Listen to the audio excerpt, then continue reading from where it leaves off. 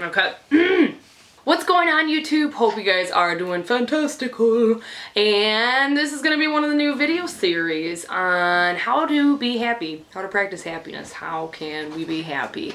And is it that simple, right? I know there's a lot of people out there that are going through really difficult times and they're just like, oh, you know, like so-and-so just died, like how am I supposed to be happy? Or they're going through some other burden and hardship, and I completely understand that. But this is for even during those times, but mostly as like a life practice on how to be happy.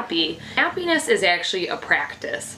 It really is. It's kind of like a diet. It's a choice, and it's something that you choose to incorporate in your life.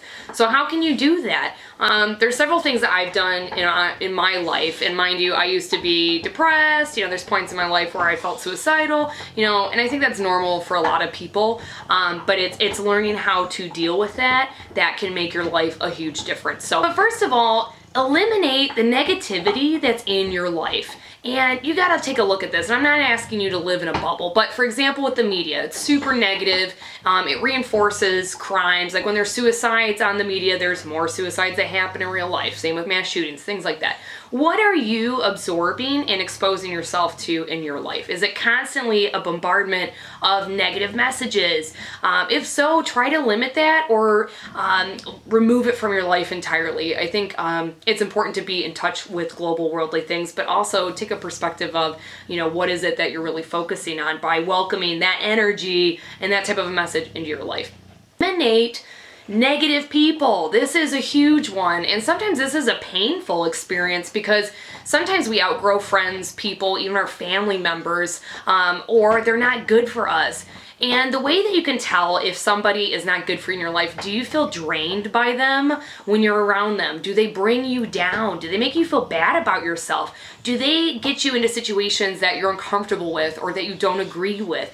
If so, you need to change that and remove that. And sometimes it's really hard stepping into your own personal power and owning you, you know, and that's a part of it though, is choosing who to incorporate in your life. There's a huge psychology and science behind it. You are who you associate with and surround yourself with. So if there's anybody in your life, whether it's a toxic relationship, family member, friend, work associates, things like that. Now I know with work it's a little bit tricky trying to limit your exposure, same with family, but remove those people from their life or their ability to affect you.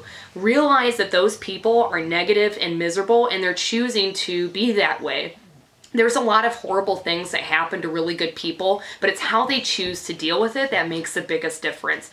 You can have really bad crap happen to you, but you don't have to let it ruin you. You can keep your head up, you can focus on the positive, and when you focus on positive things in your life, you manifest or incorporate more positive things into your life. And that's really huge. It's about a mindset and attitude.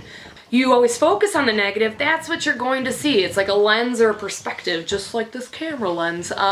When you focus on negative things like that, that's what your world becomes. When you surround yourself with negative people, that's what your world becomes. So you guys can see where I'm going with that. Another thing is too, is like with social media and advertising and marketing and all that crap that we get thrown in our face all the time, stop comparing yourself to other people. You are you and you are different because of you, and thank God for that. If we were all the same, how boring would this world be? It'd be a bunch of robots all doing the same thing with all of the same opinions, and there'd be no diversity, which sounds terrible. That's probably a version of hell or something. But anyways, embrace and appreciate that you are different and that you are not the same as everybody else. So don't compare yourself to other people. And I know it's so hard, and I'm a hypocrite in some ways too, because we all compare ourselves. We all want to be better, and that's the society we live in where it's competitive. We have to like fight to be different and stand out in that way, and it's really, really difficult to work with.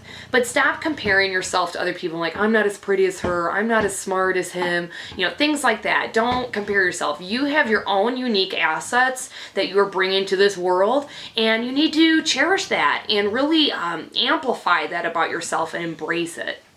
So happiness is a mindset, and when you focus on what else can get worse, that's what you're gonna get. I believe in like the universal law type thing. When somebody, you know, their car breaks down and they're like, oh God, what else can happen? Don't ask that. Don't ever ask that, because you will get shown that. It's literally horrible. My mom was just talking about a lady on the airplane, some horrible thing had happened, a meeting went wrong, blah, blah, blah. And she's like, oh, what else could happen? Goes to itch her eye, rips her cornea open, and like had to have some crazy eye procedure done, all their stuff, and they let it heal up finally. But don't ever ask that, you know?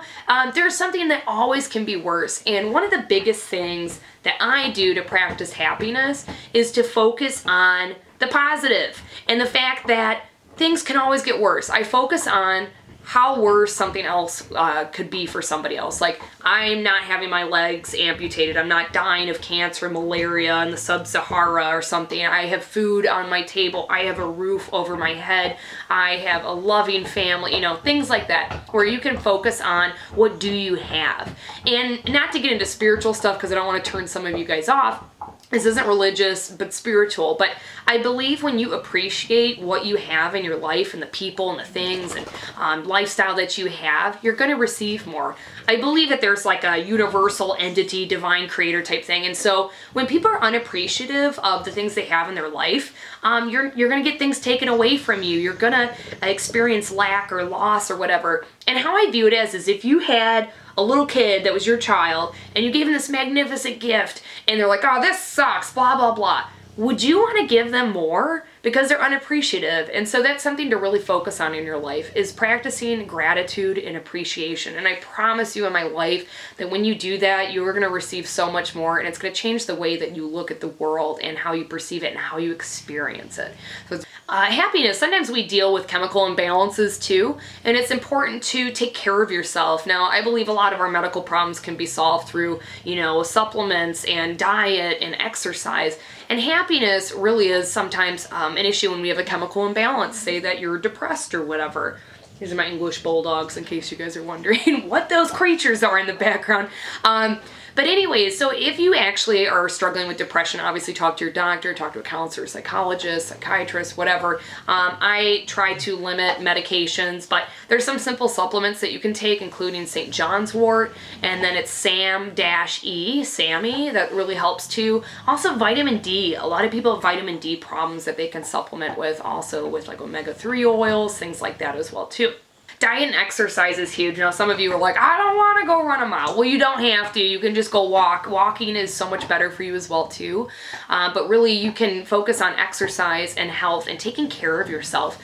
And sometimes it's that simple switch of, I care enough about me to take care of myself, that can really change your depression or feeling unhappy. It's giving you your me time, and everyone needs me time. It's not selfish. It's something that everyone needs. Otherwise, you're drained by the world and the society that you live in, so to speak. So I'm going to keep it short. Those are my samples and examples and little tidbits of advice for how to practice happiness. So remove negative people and situations from your life. You know, do things that you love. Create that as your job or hobby if you can. You know, take care of yourself and your body. Look at the bright side of things and focus on that, and choose to bring positive things in your life. Don't focus on dark, negative stuff like in the media or people's lives. And if people are draining you and make you feel bad about yourself, then get rid of them. Those are my little tips for you guys, YouTube. I love you very much. If you like this video, please share it and subscribe if you want. I'm on Instagram and YouTube and Facebook. Well, obviously YouTube, you're watching YouTube right now. Facebook and all that other stuff. If you look up S.E. Harris 11, that's usually my handle, but also Samantha E. Harris on Facebook and such. Love you guys much. I'll talk to you soon. Bye-bye.